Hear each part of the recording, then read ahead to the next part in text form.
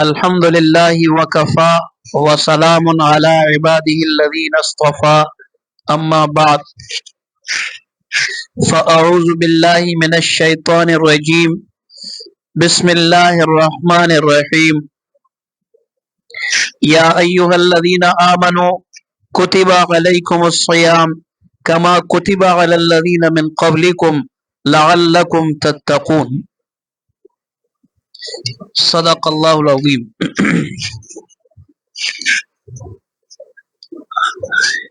جیسا کہ آپ حضرات کو معلوم ہے کہ ماہ رمضان کا مہینہ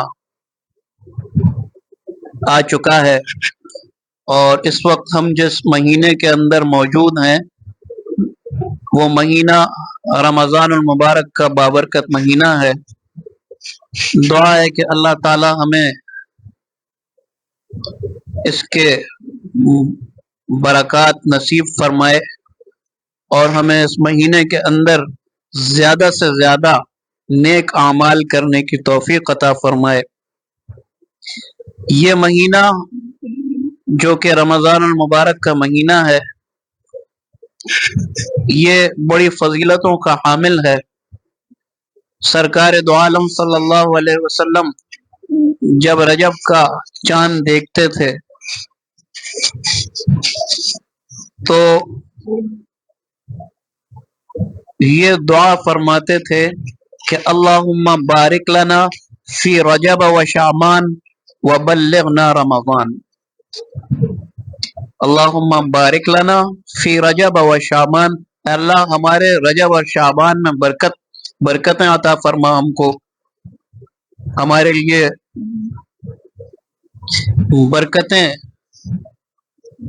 نازل فرما ان دو مہینوں میں. وبلغنا رمضان، اور ان دونوں مہینوں کو بابرکت بنا کر ہمیں رمضان المبارک تک پہنچا دے. یہ دعا سرکار دو عالم صلی اللہ علیہ وسلم رجب کا چاند دیکھ کر فرماتے تھے. تو اس سے بھی معلوم ہوتا ہے کہ حضور اکرم صلی اللہ علیہ وسلم رجب ہی سے اس ماہ مبارک کی تیاری کی سعی فرماتے تھے اور اس کی کوشش میں لگتے تھے کہ اس مہینے کے اندر زیادہ سے زیادہ عبادات کی جائیں. رمضان کا مہینہ ہے تو یہ بات بھی معلوم ہونی چاہیے کہ رمضان کے معنی کیا ہے. یہ رمضان جو ہے یہ اصل میں را میم غاد سے نکلا ہے، اور الف نون جو ہے یہ اس میں زائد ہے. جیسے کہ رضوان، اس میں الف نون زائد ہے. عثمان، اس میں الف نون زائد ہے. اسی طریقے سے رمضان، اس میں الف نون زائد ہے، اور اصل میں لغت میں یہ رمضہ سے یا رمیضہ سے ہے، اور اس کی جمع رمضانات آتی ہے. لغت میں اس کی تعریف ہے کہ علماء اہل لغت نے لکھا ہے کہ اس کے معنی ہے جلنے کے، جلانے کے. کیا مطلب یہ کہ یہ مہینہ جو ہے جب یہ آتا ہے یہ جلاتا ہے، اور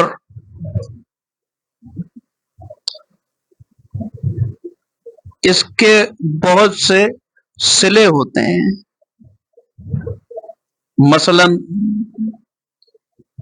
اگر آپ بولیں رمضت الارض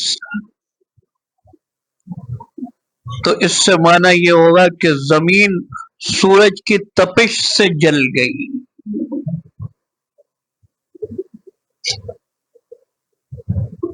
اگر اس کا فاعل یہ ہو کہ رمضت الحجارہ، تو اس کا معنی یہ ہوگا کہ آفتاب کی تیزی نے پتھر کو کھولا دیا،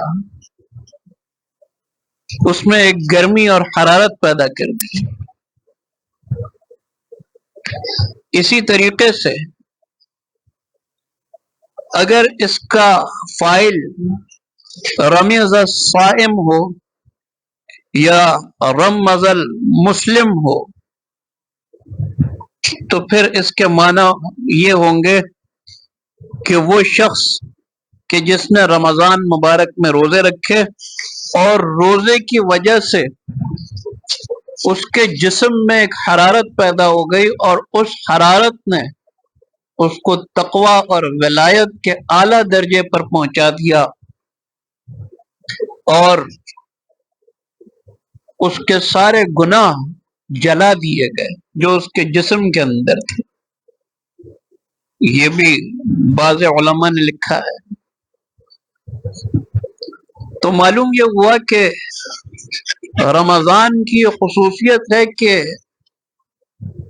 اس میں اگر ایک شخص روزہ رکھتا ہے تو اس روزے کی وجہ سے اللہ تعالیٰ اس کے گناہوں کو جلا کر راکھ کر دیتے ہیں، اور جب گناہ جل جاتے ہیں اور گناہ ختم ہو جاتے ہیں، جل کر راکھ ہو جاتے ہیں، تو پھر نیکیوں کا حصول ہوتا ہے۔ یہ بات بھی لازمی ہے۔ پھر رمضان المبارک کو یہ خصوصیت کیسے حاصل ہوئی، کیوں حاصل ہوئی، یہ بھی ایک سوال ہے کہ بھئی جب رمضان میں ایک عمل کیا جاتا ہے کہ جس کی وجہ سے انسان کے گناہ معاف ہو رہے ہیں، تو وہ عمل کون سا ہے؟ اس کے گناہوں کو جلا کے راکھ کیا جا رہا ہے تو وہ عمل بھی تو معلوم ہونا چاہیے۔ وہ عمل ہے روزہ، جس کو قرآن کی اصطلاح میں صوم کہتے ہیں۔ قرآن کریم کے اندر اللہ تعالیٰ نے ارشاد فرمایا یا ایھا الذین آمنوا کتب علیکم الصیام، اللہ تعالیٰ نے تم پر روزوں کو فرض کر دیا۔ کتبہ یہ فریضہ کے معنی میں ہے، اور یہ صرف آپ ہی پر فرض نہیں کیا گیا بلکہ آپ سے پہلے بھی جو امتیں گزری ہیں ان میں بھی روزہ فرض تھا، اور اس فرضیت کا مقصد جو ہے وہ تقویٰ ہے۔ تو معلوم ہوا کہ یہ تقویٰ کا حصول جو روزے کے ذریعے سے ہوتا ہے، اس کے ذریعے سے انسان کے گناہ اس مہینے میں جلا دیے جاتے ہیں اور اس کو نیکیاں ملتی ہیں، اور نیکیوں کے ساتھ ساتھ ولایت کا درجہ بھی ملتا ہے۔ تو روزے کو کیا کہتے ہیں قرآن کی اصطلاح میں؟ معلوم ہوا کہ اس کو صوم کہتے ہیں، صیام، اور اس کے لغوی معنی ہے ٹھہرنا۔ الصوم هو الامساک، روزے کے معنی ہے ٹھہرنا، اپنے آپ کو روکنا۔ قرآن کریم میں اللہ تعالیٰ نے فرمایا کہ انی نذرت للرحمن صوما، کہ حضرت مریم نے نظر مانی تھی۔ کس چیز کی نظر مانی تھی؟ اس چیز کی نظر مانی تھی کہ وہ اپنے آپ کو روک لیں گی، کسی انسان سے بات نہیں کریں گی۔ تو یہ ہے امساک، اور اس کے اصطلاحی تعریف کیا ہے؟ اس کی اصطلاحی تعریف علماء نے کی ہے الصوم هو الامساک عن الاکل والشرب والجماع نہارا مع النیت، یعنی طلوع فجر سے لے کر غروب آفتاب تک کھانے پینے اور جماع اور منافی صوم جو اشیاء ہیں ان سے نیت کے ساتھ رکے رہنے کا نام صوم ہے، جو کہ رمضان المبارک میں رکھا جاتا ہے۔ اور یہ روزہ جو رمضان میں رکھا جاتا ہے، اس کی فرضیت کب ہوئی؟ تو علماء نے لکھا ہے کہ اس کی فرضیت سن 2 ہجری ماہ شعبان میں ان کی فرضیت ہوئی، یعنی یہ روزے سن 2 ہجری میں اور شعبان کے مہینے میں یہ روزے فرض ہوئے تھے، اور پھر ہم تک باقاعدہ طور پر یہ روزے پہنچے۔ تو یہ ایک بات ہے کہ جس سے معلوم ہوتا ہے کہ رمضان المبارک کی فضیلت وہ دراصل روزے سے ہے، اور روزے کا سارا جو سلسلہ ہے، اس کی جو تعریف ہے، وہ آپ کے سامنے بیان کر دی گئی۔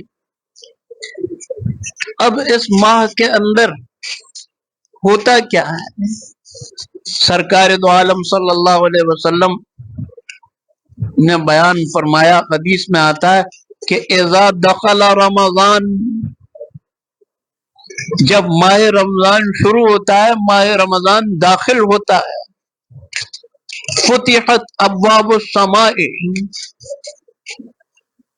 تو آسمان کے دروازے کھول دیے جاتے ہیں، وفتحت ابواب الجنہ، ایک روایت میں آتا ہے کہ جنت کے دروازے بھی کھول دیے جاتے ہیں، اور فرمایا کہ وغلقت ابواب جہنم، اور دوزخ کے، جہنم کے دروازے بند کر دیے جاتے ہیں، اور فرمایا کہ وسلسلت الشیاطین، اور شیاطین کو قید کر دیا جاتا ہے۔ تو معلوم یہ ہوا کہ جنت کے دروازے کھولے جاتے ہیں، جہنم کے دروازے بند کیے جاتے ہیں، شیطانوں کو جکڑا جاتا ہے، لیکن ایک چیز ہے جو جکڑی نہیں جاتی ہے، وہ ہے انسان کا نفس۔ یہ نفس ایسی چیز ہے کہ اس پر آپ کو خود کنٹرول کرنا ہے۔ شیطان کو اللہ تعالیٰ نے جکڑ دیا، آپ پر جنت کے دروازے کھول دیے، آپ پر جہنم کے دروازوں کو بند کر دیا، اتنی تو اللہ تعالیٰ نے آپ کے ساتھ رعایت کر دی ہے، تو کم از کم آپ کو اب اتنا تو کرنا چاہیے کہ بھائی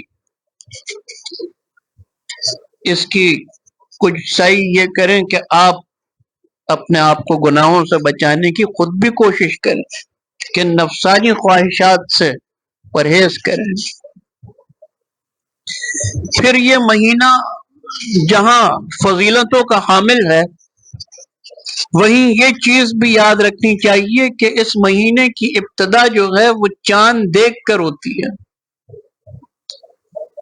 کیونکہ حدیث میں آتا ہے کہ صوموا لرؤیتکم وافطروا برؤیتکم، تم روزہ رکھو تو چاند دیکھ کر رکھو، افطار کرو، عید کرو تو چاند دیکھ کے کرو۔ تو ہمارے یہاں کا دراصل نوجوان طبقہ جو ہے یہ کم علمی کی بنیاد پر کہتا ہے کہ اجی صاحب چاند دیکھنے کی کیا ضرورت ہے؟ بھائی جب سائنس نے اتنی ترقی کر لی ہے، ہر چیز کا حساب لگایا جاتا ہے، تو پھر یہ چاند دیکھنے کے لیے تو یہ تو دراصل مولویوں کی اپنی دکان ہے، یہ بات کہی جاتی ہے، یہ بالکل سراسر غلط ہے۔ چاند دیکھنے کا تصور ہمیں قرآن و سنت سے ملتا ہے، چاند دیکھنے کا تصور ہمیں سرکار دو عالم صلی اللہ علیہ وسلم کی روایتوں سے ملتا ہے، صحابہ کے اعمال سے ملتا ہے، صحابہ نے بھی ہمیشہ چاند دیکھا ہے۔ اور یہ چاند کا نظام صرف اور صرف روزے کے لیے نہیں ہے، عید کے لیے نہیں ہے، بلکہ اس چاند کے اوپر ایک عورت کی جو اپنی عدت کاٹ رہی ہے، عدت وفات کاٹ رہی ہے، اس کی عدت بھی چاند پر موقوف ہے۔ وہ چاند کے قمری مہینوں کے حساب سے اپنی عدت کاٹے گی۔ اسی طریقے سے آپ کو زکوٰۃ دینی ہے تو آپ کی زکوٰۃ کا جو نصاب ہوگا، اس کا جو حساب ہوگا کہ کب اس پر سال پورا ہو رہا ہے، تو وہ سال پورا ہونے کے 12 مہینے کا جو حساب ہے، اس کا اعتبار جو ہے وہ قمری مہینوں سے ہوگا، شمسی مہینوں سے نہیں ہوگا۔ اگر آپ نے شمسی مہینوں کے حساب سے زکوٰۃ دیا، آپ نے غلط کیا، قمری مہینوں کا اعتبار ہے۔ اسی طرح اور بھی بہت سے امور ہیں جن کا تعلق چاند کے ساتھ ہے۔ اسی لیے حضور اکرم صلی اللہ علیہ وسلم نے فرمایا کہ جب ہر چیز کا تعلق چاند کے ساتھ ہے تو جب تم چاند دیکھو تو پھر اس مہینے کا آغاز کرو، روزے رکھو، اور جب چاند کو دیکھ لو، اس کی رویت کو دیکھ لو، تو پھر افطار کر لو، یعنی عید الفطر مناؤ۔ تو جہاں اس مہینے کی فضیلتیں ہیں، اس مہینے کی عبادات ہیں، وہاں اس کے احکام میں سے سب سے اہم حکم یہ ہے کہ اس کو شروع کس طرح کرنا ہے۔ اس کو شروع اس طریقے سے کرنا ہے کہ چاند دیکھنا ہے۔ اب چاہے وہ آپ کے ملک میں کوئی کمیٹی دیکھے یا آپ خود دیکھیں اور اس کی گواہی پیش کریں، خیر، تو یہ مہینہ، اس کی فضیلتیں یہ ہیں کہ اس میں جہنم کے دروازوں کو بند کر دیا جاتا ہے، جنت کے دروازوں کو کھول دیا جاتا ہے، شیاطین کو جکڑ دیا جاتا ہے، اور اس مہینے کی ابتدا جو ہے وہ چاند دیکھ کر کی جاتی ہے۔ اب یہاں پر ایک سوال پیدا ہوتا ہے، اجی صاحب جب سائنس نے اتنی ترقی کر لی تو پھر ہم چاند جو ہے وہ کیوں دیکھیں؟ تو اس کا پہلا جواب تو یہی ہے کہ بھائی حضور نے دیکھا، قرآن و سنت سے ہمیں یہی تعلیم ملی ہے۔ لیکن جو عقلی سوال ہے، وہ عقلی جواب ہے، وہ یہ ہے کہ دین اسلام کے اندر جو دن آتے ہیں، مثلا رمضان کے مہینہ ہو، حج کے ایام ہو یا دیگر عبادات ہوں، اس میں ہم دین اسلام کے طریقے کے پابند ہیں، سائنس کے پابند نہیں ہیں۔ کیا مطلب؟ مطلب یہ کہ اگر آپ کو کوئی تہوار منانا ہے، وہ تہوار جس کا تعلق اسلام کے ساتھ نہیں ہے، آپ جیسے چاہے منائیں۔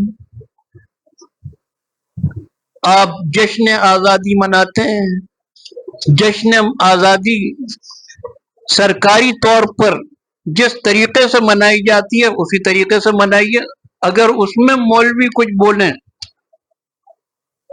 کہ بھائی نہیں اس دن نہیں، آپ اس دن منا لیں، تو آپ کو تکلیف ہونی چاہیے۔ اور بہت سے دن ہیں جو کہ سرکاری دن ہیں، تو وہ آپ سرکار کے ماتحت ہو کر بناتے ہیں، آپ اس میں اپنی عقلی اختراعات کو پیش نہیں کرتے۔ آپ سرکار کے پابند ہیں، آپ حکومت کے پابند ہیں کہ حکومت جب اعلان کرے گی تب وہ دن منایا جائے گا۔ اسی طریقے سے دین اسلام نے بھی ہمیں جو حکم دیا ہے، ہم اس کے پابند ہیں کہ جس طریقے سے دین اسلام نے ہمیں کہا ہے ہم اسی طریقے سے اس دن کو منائیں گے۔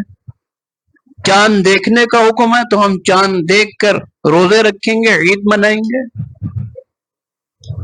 تو معلوم ہوا کہ یہ اشکال بالکل لغو ہے۔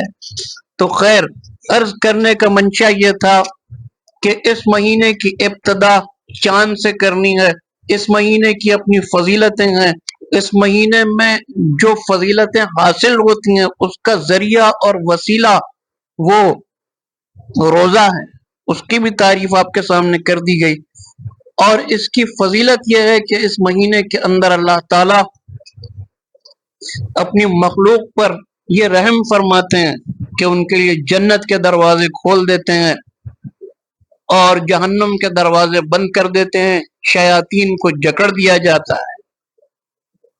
اور ساتھ ہی ساتھ ایک فضیلت اس مہینے کی یہ بھی ہے کہ اس مہینے کے اندر آپ کو کیا کرنا ہے، ان فضیلتوں کو حاصل کرنے کا طریقہ کار کیا ہے۔ دو چیزیں ہیں، پہلی چیز یہ ہے کہ آپ کو قیام کرنا ہے، پہلی چیز آپ کو روزہ رکھنا ہے، معاف کیجیے گا، جو کہ فرض ہے۔ روزہ رکھنا اس مہینے میں یہ فرض ہے، اور آپ ساری زندگی اگر روزے رکھتے رہیں لیکن رمضان کے روزے ترک کر دیں تو میرے دوستوں یہ آپ کے نجات کے لیے کافی نہیں ہے، کل قیامت کے دن آپ سے سوال ہوگا۔ اگر کوئی شرعی عذر نہیں ہے تو بلا وجہ میں روزہ چھوڑنا یہ اچھی بات نہیں ہے، ایک بات۔ دوسری بات یہ ہے کہ رات کا قیام کرنا، یہ دو چیزیں ہیں، اور حدیث میں آتا ہے سرکار دو عالم صلی اللہ علیہ وسلم نے فرمایا کم من صائم لیس له من صیام الا الظما، کہ بہت سے روزے دار ایسے ہیں کہ جن کا روزہ سوائے بھوک اور پیاس کے کچھ نہیں ہے، انہوں نے بھوک اور پیاس کاٹی ہے، انہوں نے روزہ نہیں رکھا۔ وَكَم مِّن قَائِمٍ لَيْسَ لَهُ مِن قِيَامٍ إِلَّا السَّحَرُ، اور بہت سے وہ حضرات ہیں کہ جنہوں نے ساری رات قیام کیا ہے لیکن ان کے قیام نے انہیں کوئی فائدہ نہیں دیا سوائے صبح کی روشنی کے یا رات کو لغو گزارنے کے۔ یہ کیسے ہے؟ یہ ایسے ہے کہ آپ روزہ تو رکھا ہوا ہے، آپ نے بھوک پیاس تو کاٹ رہے ہیں، لیکن کیا ہے جی، نمازوں کی پابندی نہیں ہے، گناہ بتدریج ہو رہے ہیں، وقت کو ضائع کیا جا رہا ہے، لغو کاموں میں لگے ہوئے ہیں۔ یہ اس حدیث میں روزے کے بارے میں ہے، بھوک پیاس آپ نے کاٹی ہے، روزہ نہیں رکھا، اور راتوں کو آپ لغو کاموں میں لگے ہوئے، کھیل کود اور تماشوں میں لگے ہوئے، لغویات میں لگے ہوئے، تو یہ آپ نے رات کو بھی ضائع کر دیا، سوائے صبح کی روشنی کے اور رات کو ضائع کرنے کے آپ کو کچھ نہیں ملا۔ تو اب آپ کو کرنا کیا ہے؟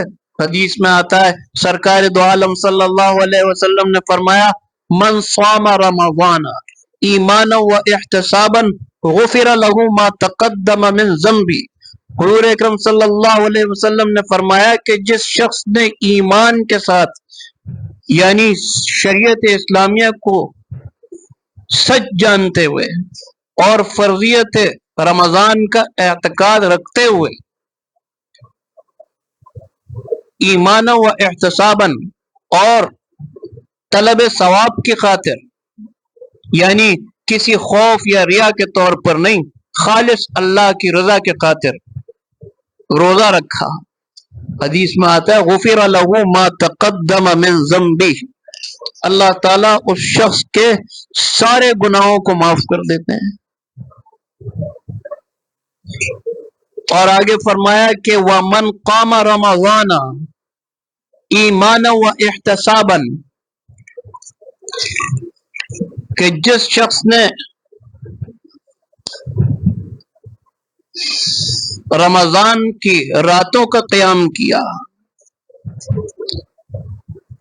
کیا مطلب یہ کہ بھائی اب رات کا قیام بھی ہے، اور اسی شرط کے ساتھ کہ ایمانن، کہ اس رات کی فضیلت کا اعتقاد رکھتا ہے، وہ احتسابا اور بلا کسی خوف و ریا کے خالص اللہ کی رضا کی خاطر اس نے رمضان کی رات کا قیام کیا، غفر له ما تقدم من ذنبی، اس کے سارے پچھلے گناہ معاف ہو جاتے۔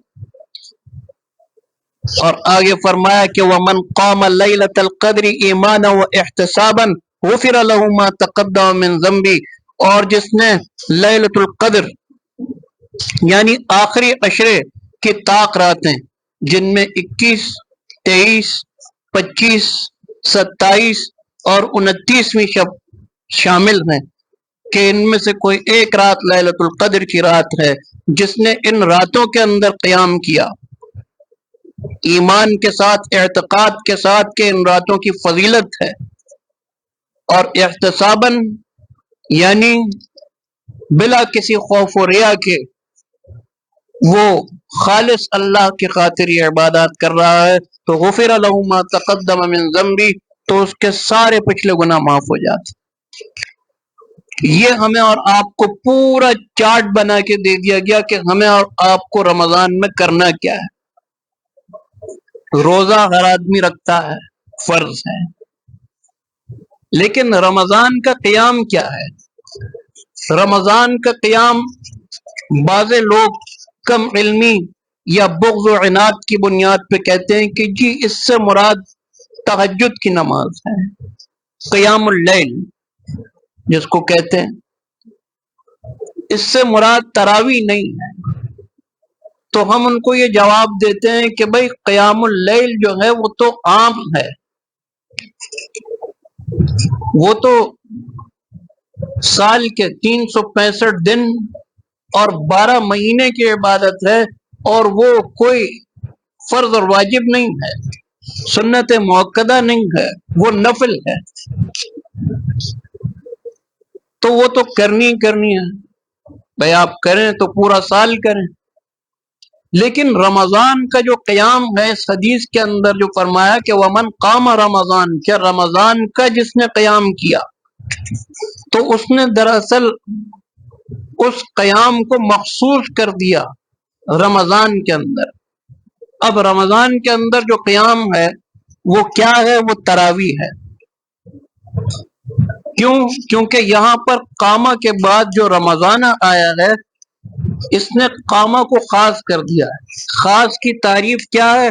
خاص کی تعریف یہ ہے وضع لمعنی معلوم ہے، جو کسی معنی معلوم کے لیے وضع کیا گیا، اور یہاں معنی معلوم کیا ہے، خاص معنی کیا ہے، اسپیسیفک میننگز کیا ہیں؟ وہ یہ ہے کہ رمضان کی راتوں کی تراویح، اور کوئی دوسری بات نہیں ہو سکتی۔ اور ایک اور حدیث کے اندر آتا ہے، حضور اکرم صلی اللہ علیہ وسلم نے فرمایا حضور کا عمل ذکر کیا گیا، کیا؟ یصلی رمضان 20 رکعتا سوی الوتر۔ حضور اکرم صلی اللہ علیہ وسلم نے رمضان المبارک کے اندر 20 رکعت نماز پڑھی، اور وتر کے علاوہ وہ نماز پڑھی گئی۔ اب آپ کہیں گے کہ جی یہ حدیث تو ضعیف ہے، تو سوال آپ کا بجا ہے، لیکن اس کا جواب یہ ہے کہ حدیث کا ضعف اپنی جگہ ہے، لیکن جب حضرت عمر فاروق رضی اللہ تعالی عنہ نے 20 رکعت تراویح کے اوپر اجماع قائم کر دیا ہے، تو اب ہمیں اور آپ کو یہ اختیار نہیں ہے کہ ہم اس سے متعلق جو حدیث ہے اس کو ضعیف کہیں۔ کیا یہ ضعف حضرت عمر فاروق رضی اللہ تعالیٰ عنہ کو نعوذ باللہ نہیں معلوم تھا؟ اور حضرت عمر فاروق رضی اللہ تعالیٰ عنہ کی شخصیت تو دیکھیے کہ کیا ہے۔ حضرت عمر فاروق کی شخصیت یہ ہے کہ حضور نے فرمایا لو کان نبی بعدی لکان عمر، کہ میرے بعد اگر نبوت ہوتی تو عمر نبی ہوتے، یعنی صلاحیت نبوت سے اللہ تعالیٰ نے نوازا تھا، لیکن نبوت عہدہ ہے، سرکار دو عالم صلی اللہ علیہ وسلم پر ختم ہو چکا، لیکن صلاحیت نبوت حضرت عمر فاروق رضی اللہ تعالیٰ عنہ کے پاس تھی۔ تو یہ فضیلت حضرت عمر فاروق کو رضی اللہ تعالیٰ عنہ کو حاصل ہے۔ اسی طریقے سے حدیث میں آتا ہے کہ الحق ينطلق على لسان عمر، حق جو ہے وہ عمر کی زبان پر ہوتا ہے۔ اسی طرح ایک اور حدیث میں فرمایا کہ الفارق بین الحق والباطل، عمر جو ہے وہ حق اور باطل کے درمیان فرق کر دیتے ہیں۔ یہ لقب میں نے اور آپ نے نہیں دیا، یہ لقب جبریل امین لے کر آئے ہیں حضرت عمر فاروق رضی اللہ تعالیٰ عنہ کے لیے۔ معلوم یہ ہوا کہ اتنی فضیلتیں ہیں حضرت عمر فاروق رضی اللہ تعالیٰ عنہ کی، تو جو لوگ آج یہ کہتے ہیں کہ جی یہ حدیث ضعیف ہے، 20 رکعت تراویح کہاں سے ثابت ہے، تو ہم یہ کہتے ہیں کہ بھئی حضرت عمر فاروق رضی اللہ تعالیٰ عنہ نے اجماع فرما دیا، اور حضرت عمر فاروق رضی اللہ تعالیٰ عنہ کی جو فضیلت ہے جو ابھی آپ کے سامنے بیان ہوئی، ہم اس فضیلت کی بنیاد پہ کہتے ہیں کہ آپ کے اس اجماع پر ہم عمل کریں گے۔ پھر یہ اجماع وقتی نہیں تھا، یہ 20 رکعت تراویحوں کا جو اجماع تھا، حضرت عمر فاروق رضی اللہ تعالیٰ عنہ کی شہادت کے بعد حضرت عثمان غنی رضی اللہ تعالیٰ عنہ کا دور آیا، آپ نے بھی اسی اجماع کو قائم رکھا۔ پھر حضرت علی کرم اللہ وجہ کا دور آیا، آپ نے دارالخلافہ کو مدینہ منورہ سے کوفہ بصرے کے اندر شفٹ کر دیا، منتقل کر دیا۔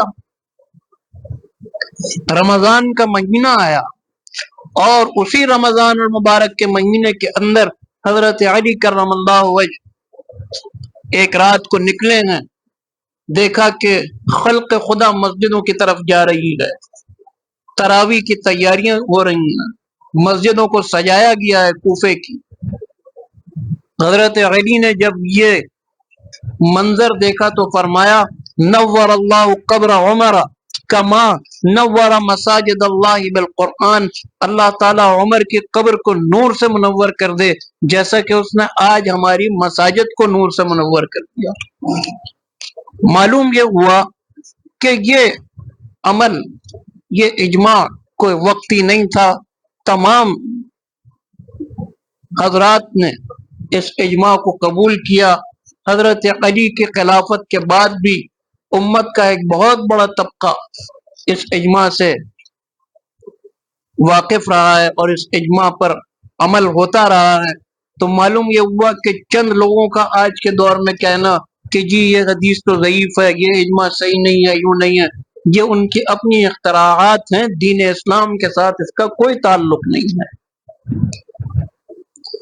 اور پھر صحابہ کا اجماع یہ بھی حجت ہے، کیوں؟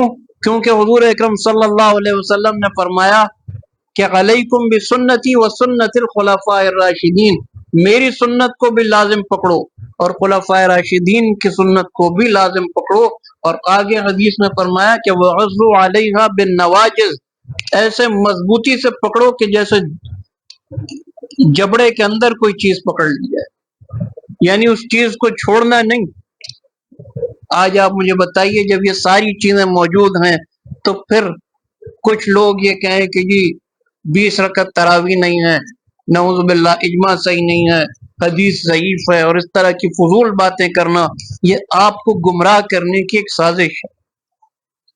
تو خیر، عرض کرنے کا منشا یہ تھا کہ بھئی رمضان کا مہینہ ہے، اس رمضان میں کرنے کے کام جو اس حدیث میں بیان فرمائے گئے وہ یہ ہے کہ من صام رمضان ایمانا و احتسابا غفر له ما تقدم من ذنبی، کہ جس نے رمضان المبارک میں روزے رکھے کہ رمضان کے روزوں کا اعتقاد بھی ہے، ریاکاری بھی نہیں ہے، خالص اللہ کے لیے رکھ رہا ہے، غفر له ما تقدم من ذنبی، اس کے سارے گناہ گزشتہ معاف کر دیے جاتے ہیں۔ ومن قام رمضان ایمانا و احتسابا غفر له ما تقدم من ذنبی، اور جس نے رمضان کی راتوں کا قیام کیا کہ اس قیام کا اعتقاد بھی رکھتا ہے، وہ احتساباً، اور بغیر کسی ریاکاری کے خالص اللہ کو راضی کرنے کے لیے قیام کر رہا ہے، غفر له ما تقدم من ذنبی، اس شخص کے بھی پچھلے سارے گناہ معاف کر دیے جاتے ہیں۔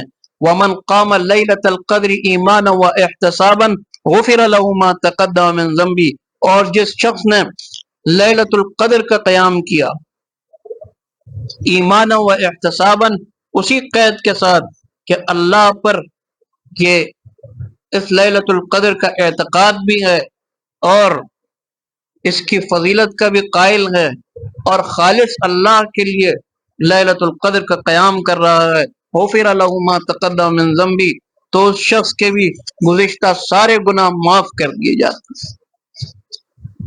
تو معلوم یہ ہوا کہ میرے دوستوں یہ مہینہ اپنے گناہوں کے بخشوانے کا مہینہ ہے، یہ گناہ، یہ مہینہ جو ہے یہ دراصل وہ مہینہ ہے کہ جس میں آپ کے گناہوں کو جلا دیا جاتا ہے اور آپ کو نیکیاں دی جاتی ہیں، اور اسی کے ساتھ ساتھ آپ کو ولایت کا درجہ مل جاتا ہے تقوی اختیار کر کے۔ تو بس یہی چند باتیں تھیں جو اس مہینے کے حوالے سے عرض کرنی تھیں۔ دعا کریں کہ اللہ تعالی ہمیں اور آپ کو سب کو اس ماہ مبارک کی قدر کرنے کی توفیق عطا فرمائے، اس کے روزے رکھنے کی توفیق عطا فرمائے، اس میں تراویح با جماعت پڑھنے کی توفیق عطا فرمائے، اور لیلۃ القدر کی راتیں جو آنے والی ہیں اس میں اخلاص کے ساتھ قیام کرنے کی توفیق نصیب فرمائے۔ وآخر دعوانا ان الحمد للہ رب العالمین۔